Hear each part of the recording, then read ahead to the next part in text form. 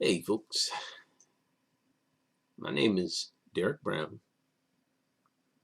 I'm a stand-up storyteller. I'm also the brother from another planet, y'all. See, strange people think I'm strange. I think that what I experience is strange. And still I rise. Happy Black History Month. On a good day, I have a keen focus on life, liberty, and my pursuit of happiness. That focus intensifies during Black History Month. On a good day, I am intentional about my interactions and conversations. That focus intensifies during Black History Month. See, life for me ain't been no crystal stair, but I climb the steps every day and learn to avoid what is in my way. I'm learning to plant, then allow seeds to grow. I'm learning to move on when those seeds say no. I'm learning to navigate life's status quo. I'm learning to stay. I'm learning to go. Let me show you something. I had these two young men who were friends with each other who visit me at the start of every school day without fail. They come dap me up and they bear hug me. That's my oxygen, y'all. They help me breathe in an environment that oppresses and suffocates me every day. One of the young men is a tennis player. So I decided to share this picture and bio of Arthur Ashe with them. Happy Black History Month. I told them that Arthur Ashe was special, not because of his athletic gifts, but because of his humanitarian grace. I told them that Arthur Ashe became even more graceful when he contracted AIDS, which eventually took his life. I asked them to read the bio, then come back to discuss what they read so we could get to the rest of the story. They continue to visit me every day, but they probably haven't read the bio. And still I rise. This is for a future unappointed time. Let's move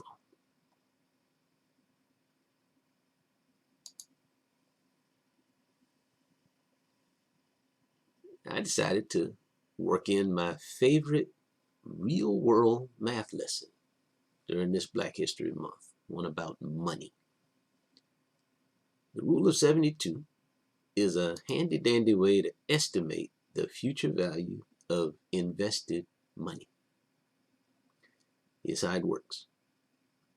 You divide the number 72 by the rate of return, and this tells you how many years it takes an investment to double in value. For example, investing $1,000, a band, a stack, that earns 18% interest will double to $2,000 in 4 years because 72 divided by 18 is 4. This handy dandy works well when you are skilled at mental math. Now, my students sometimes, all right, often have acute work-related allergies. What did I just say? I just said that both the thought and practice of working hard makes them sneeze and wheeze. Achoo. That's not a good look on most days. This is a horrible look during Black History Month, right?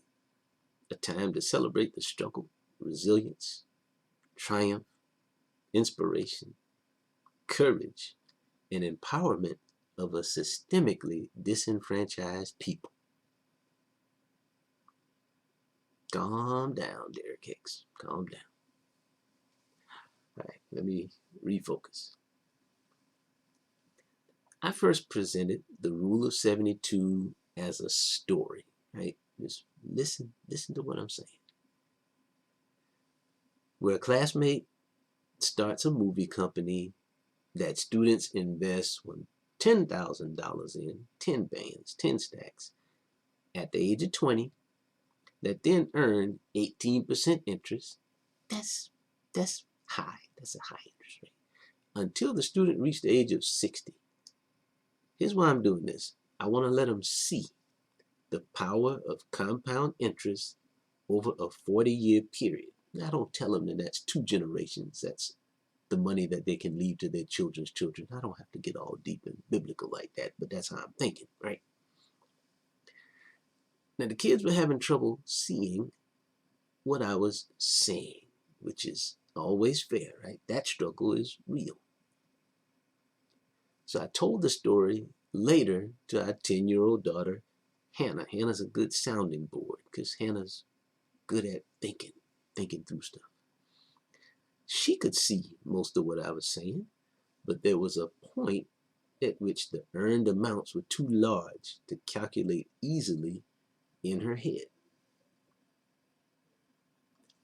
The remedy to that seeing challenge, right? This is a seeing challenge, became the picture that we're now viewing. Now, this picture would help you see the money grow step by step. That's what I'm after there. Then when a young person's impatience with long processes kicks in, it's going to kick in. They can simply write an exponential expression that would produce the answer, and then voila, they have what they desire most. They have the answer. It didn't quite work out like that. I built this tool that generated a different problem set for every student. Every student gets something different. Lots of students looked at the example problem that you see, ignored the fact that these numbers changed with every problem, and simply copied the example from the board, which is what happens a lot. Students are very accustomed to mimicking, acting like they know, and they're allergic to thinking, figuring it out, and showing that they know. And still I rise.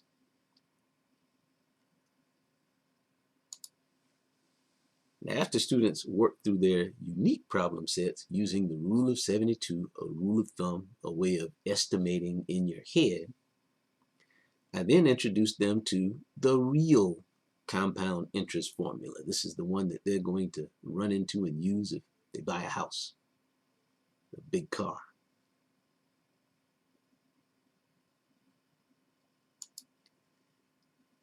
Then I showed them how to use a financial calculator. My financial calculator of choice are the ones available at Calculator Soup. This is a nice, clean interface, presents you with an example, makes it hard to make an error. You want to minimize error when you're working with large numbers. Now, each student only moved on to this step when they were ready. The Rule of 72 exercise was supposed to help them get ready. Now, I'd already shown several students successfully how to use this, but then I encountered, as I often do, a difficult student, one who believes that they are the smartest person in the room. I showed them the formula and this calculator and walked away to let them handle their business. Now, I had taken 2 steps from them when I observed them turning to their neighbor to tell their neighbor that they didn't know what I had just said. Now, it's Black History Month, y'all. This is a tactic of the oppressor that I recognize on a good day, but during Black History Month, oh, I'm going to engage that. So I engaged, and I reminded this student, as I have done ad nauseum with both students and adults, that proclaiming that you don't understand what I'm talking about, as if I don't know what I'm talking about, is something that I'm going to check and challenge you on. Here's the truth, though. Checking every passive-aggressive act of disrespect from students and adults that I endure, because I endure a lot, is like trying to kill all the mosquitoes in the jungle. In the jungle, man, the elephants will get you when you're too focused on the mosquitoes. And still I rise. Let's move on. Let's keep climbing that stairway and navigating the obstacles and see what's on the other side. Oh yeah, here's what's on the other side. One of my hardest working students completed their unique problem set, as well as the ones using the formal compound interest formula and financial calculator. This is what keeps me from going crazy. I've always got somebody who kind of knows what's going on, who knows what time it is. Then they tried to use the rule of 72 to solve the same problems that they had used the financial calculator for. That's a wonderful exploration, an independent exploration to learn a little bit more about what you're doing. They got very different answers, and they wanted to know why. It's Black History Month, y'all. It is always a good time to want to know why, but especially during Black History Month. So I have never been happier to teach something in my natural born life than I was on this day. This student allowed me to learn and then share how the rule of 72 provides a great estimate, but only for small interest rates, 6%, 7%, 8%. But for larger rates, especially one as large as 18%, the rate that the student was using in the example on the calculator, using a rule of 76 works a little better. You have to adjust the rule of 72 based on the rate of return. So using a rule of 76 would give you the type of estimate that you could rely on. So I built this Desmos calculator to help other students explore the why. Who knows when this is going to be used, but it was prompted by a student's desire to know why. So I named the calculator after this student, right? Happy Black History Month.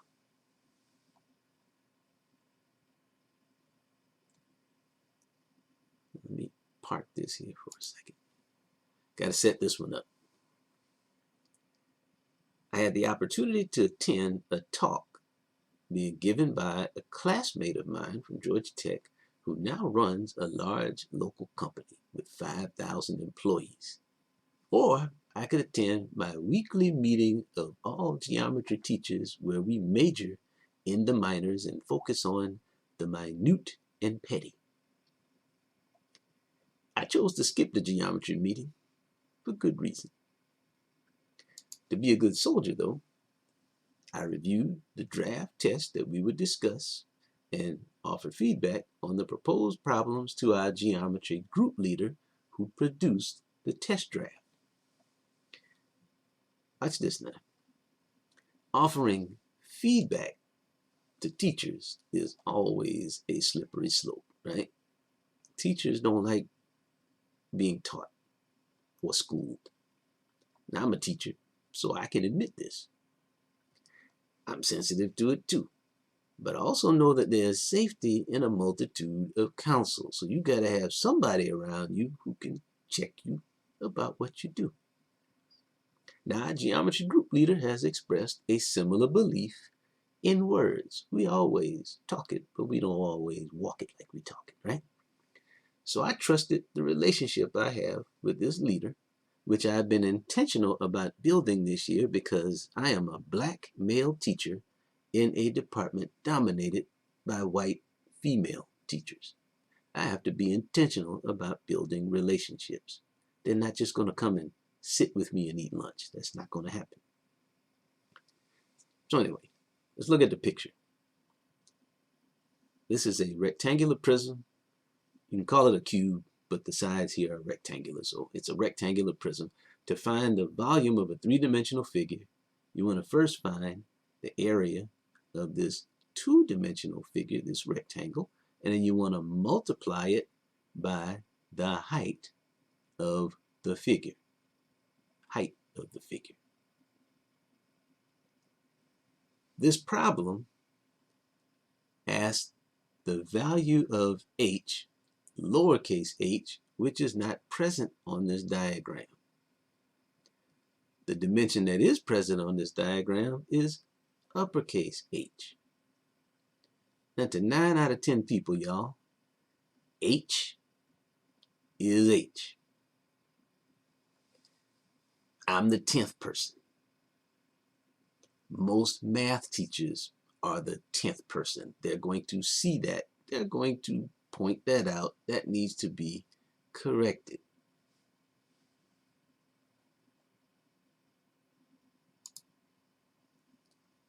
Now here's the problem with math. I express my feedback in writing and say, change this quote to read this way instead of the way it presently reads. Here's the problem. I'm offering that feedback in writing. Math teachers are a little allergic to writing. Well, they're a lot allergic, but I digress. I was informed after this meeting occurred that I conveniently skipped that my feedback was presented in a Mr. Brown had some concern, but I don't know what he's talking about manner. A manner not unlike the student I mentioned earlier.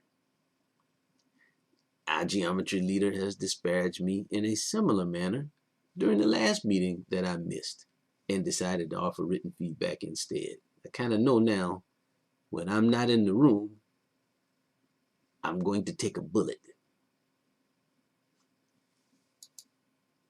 Our geometry leader has disparaged me in a similar manner in my face during one of our intentional conversations designed to build a working rapport where I shared something with her that I had done that she basically panned, criticized, was not impressed with, mocked me about it, kind of. It's not a trend, y'all. This is a pervasive behavior that I experience with children and adults. When you don't know what I'm talking about, then I don't know what I'm talking about. And as old as I am, I've only learned recently that I have to be circumspect about that kind of disrespect, right? Sometimes you let that fool go. Sometimes you let that fool know. And you've got to discern the times. Let's move on.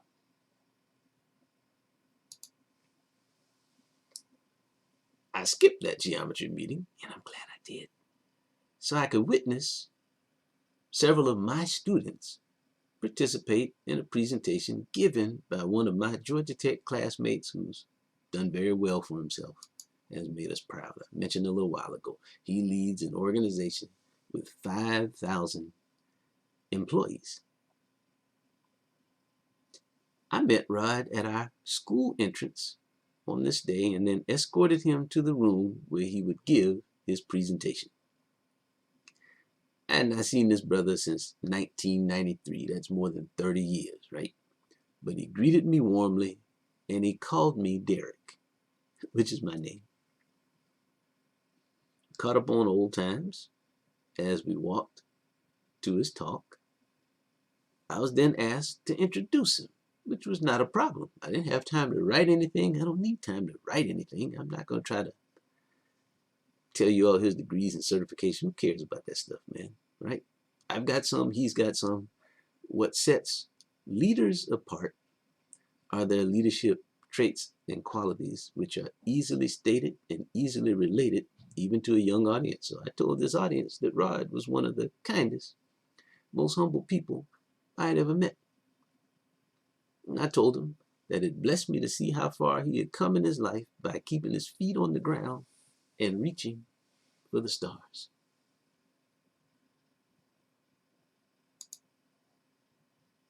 And then he did his thing for an audience that included a lot of my kids.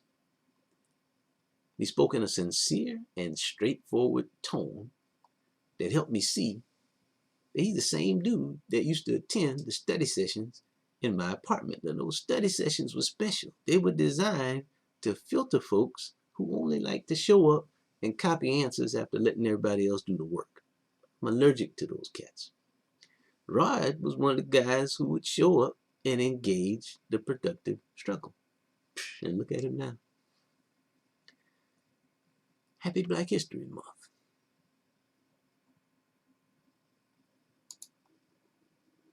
The organizers of the event, this guy, very special guy in his own right, Mr. Grant, they were nice enough to let me be in the group photos. And that's why I'm smiling like that. I'm like, I don't often get invited to be in the picture.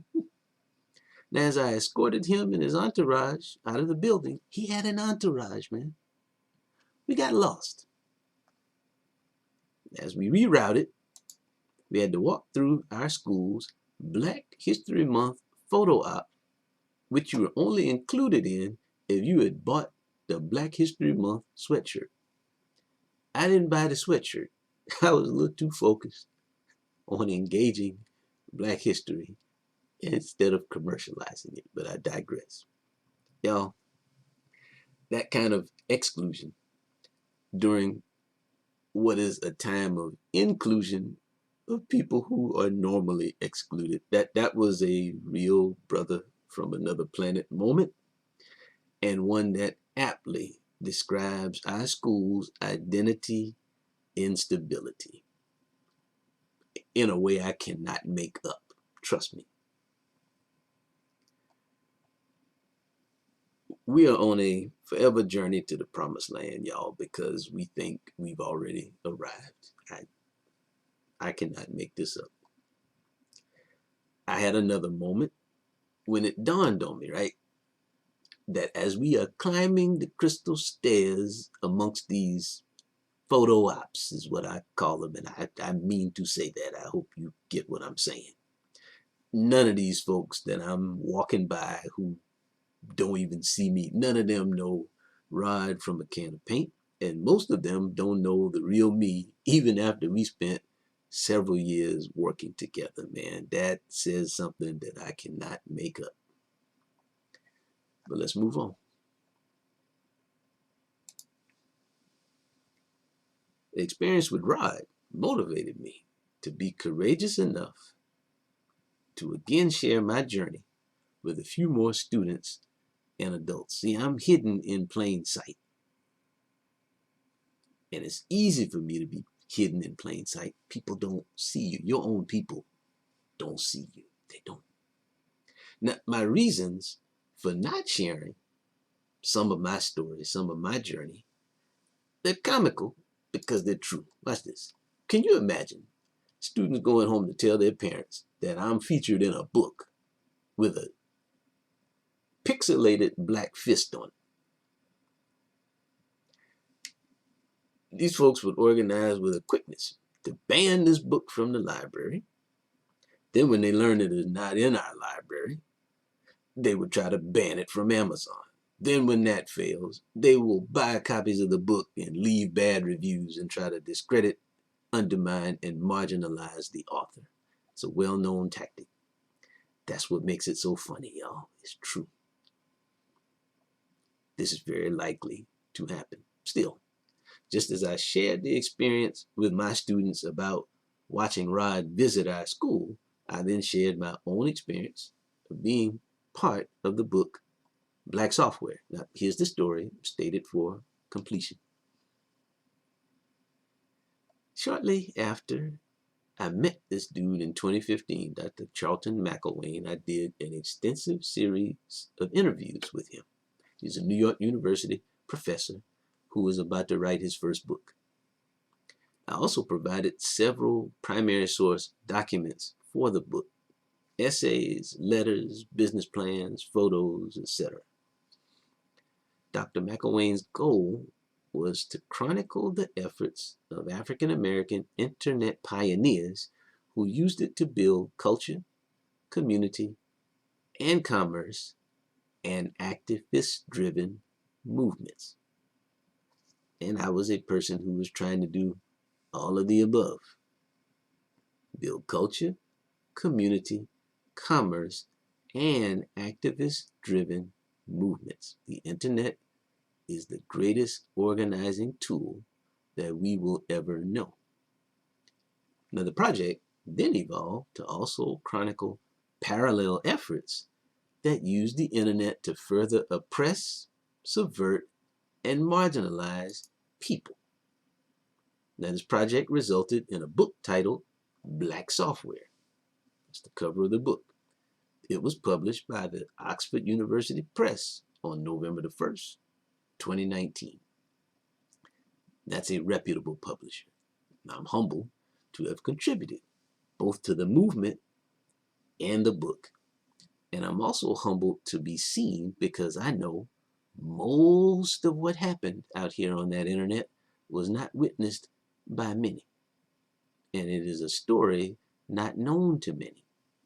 Now, I only share the book's cover that you see here, the acknowledgments, the intro, the table of contents, and chapter 1 of the book because I am prominently featured in chapter 1. I am chapter 1, and I'm most of chapter 2, and I'm in several of the other chapters. I'm all over the book. But the story becomes a little too ambitious in parts, so I keep those parts hidden, which is easier than it sounds, right? Because see, as long as it's in a book, man, it's well hidden. Let's move on. Now, the showstopper part of my story comes when I ask students to turn to page 12 in the book, and they see a picture of the 12-year-old Derek. And then it clicks for them. I even had a couple of students gasp and scream when they realized it was me. It actually worried the substitute teacher who was in our class that day. She thought I'd done something to the students. Then I show them that this same photo is hidden in plain sight in our classroom like one of those Disney Easter eggs. This picture sits on the side of my desk, right? So this whole experience was well worth the risk, as considerable as the risk is. And it's a sad commentary that that risk is so considerable. But happy Black History Month, y'all. Let's move on. This is Rosalind, our school's Black History Month speaker this year. I worked with Rosalind several years ago when she coordinated mentoring efforts for the nonprofit organization she founded after graduating from Kennesaw State University and serving as its student government president. She's young, a heavy hitter though. I served as a mentor for one of her events in 2018. And I have an elephant's memory, so I remember her. This was my opportunity to connect to the millennials, right? Some intra-generational mentoring and collaboration. I remembered Rosalind for her drive, her sincerity, and her passion for fashion. But watch now. I also remembered that she talked to me like I worked for her. Slow down, youngster. Slow down. And that's not the first time that that happened to me in my effort and quest for intra-generational collaboration and connection. if you're listening carefully to me, right, and you're letting me talk and even be in my feelings sometimes, I'm an equal opportunity doormat for lots of people, way more than I would like to be. Now, this builds my grace, please believe, but eternally tests my patience, man. Still I rise. It reminds me that life is not a zero-sum game, y'all. There's a little bit of villain in every hero, present company included. Still, I was proud, again, to see her rise, man, and do her thing, and proud to remember her in a good way. I'm proud I know her. Now, I reached out to her on LinkedIn by sending her this photograph from the event that I participated in back in 2018. When you approach people on LinkedIn, especially people of the opposite sex, you got to come correct and make sure you don't come off like a stalker, right? So maybe I appear to be a stalker, that I have this photo, but no, I got the photo because I participated in the event, and I still look a lot like that. I've gained a few pounds, but haven't we all? Now in this photo, I am right next to her best friend, Joshua, right? So I tell her that, and I think if I remember that, it's pretty clear that I remember you. That's pretty clear. So she responded quickly and said, hey, yeah, I do remember you. I appreciate that. She probably doesn't remember the slight, though. She probably wouldn't view it as a slight. Now, I'll remember the slight, but I can move on, right? She works for Microsoft now, so who knows? I may get the chance to serve her again. And still I rise.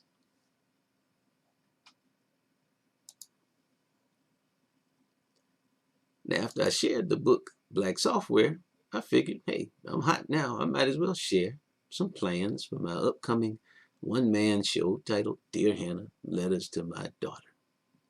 60-minute live a cappella performance of my stand-up storytelling, poetry, and songs.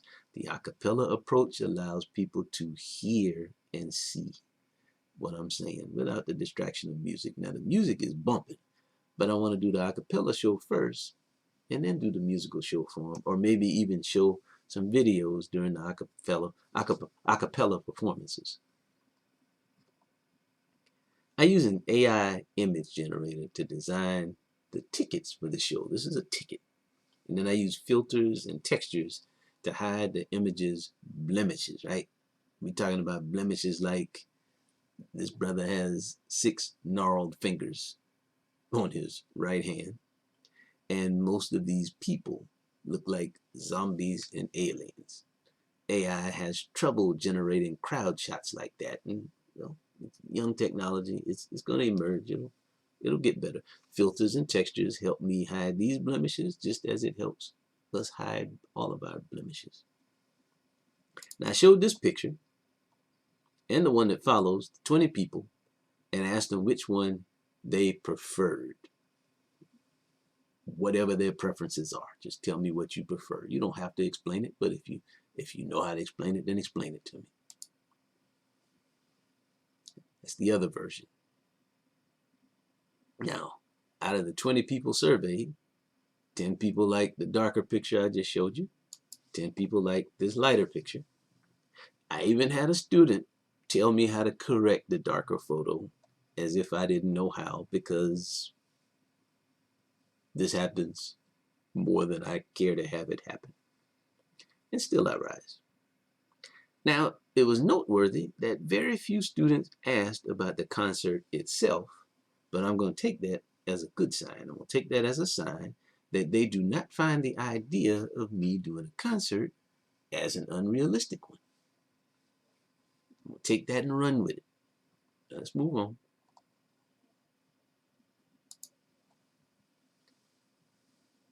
I'm getting ready to close. Seriously. My Black History Month contributions are a well-kept secret in my immediate family. Now, I'm taking steps to address that Me and Hannah performed at our family reunion this year. I performed a piece at my grandmother's funeral last summer. I'm trying to get in where I fit in to share my art with them and share its capacity to generate hope, healing, and change.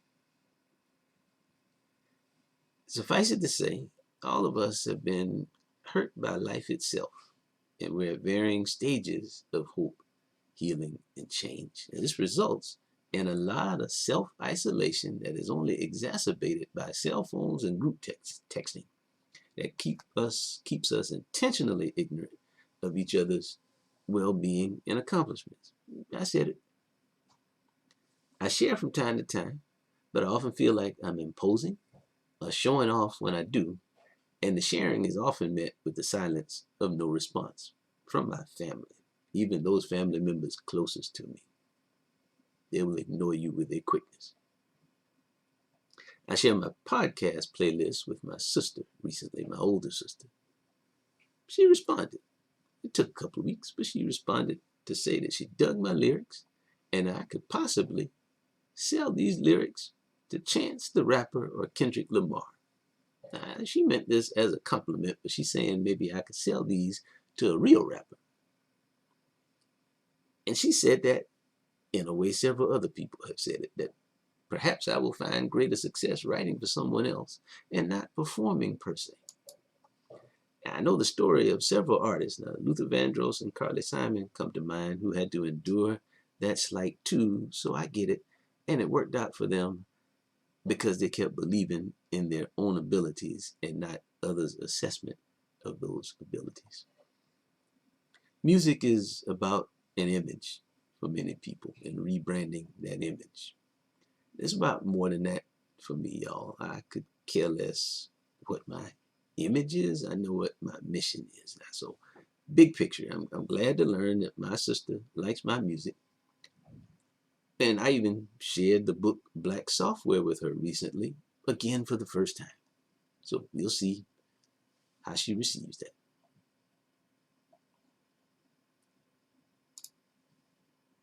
And I share most of my music with my cousin, one of my first cousins, because he shares his music with me. He's become my biggest living supporter since my mentor, Cheese, Darryl Robinson, passed away in 2018. Now this hashtag, man, inspirational, as a response to one of my songs, Better Me, man, that said a lot to me, right? That said a whole lot to me, a whole lot. I'm not making music to be worshiped and adored. Rather, I make it to help you feel, deal, and move. Keep moving so we can hope, heal, and change, y'all. Selah. Grace and peace. And happy Black History Month.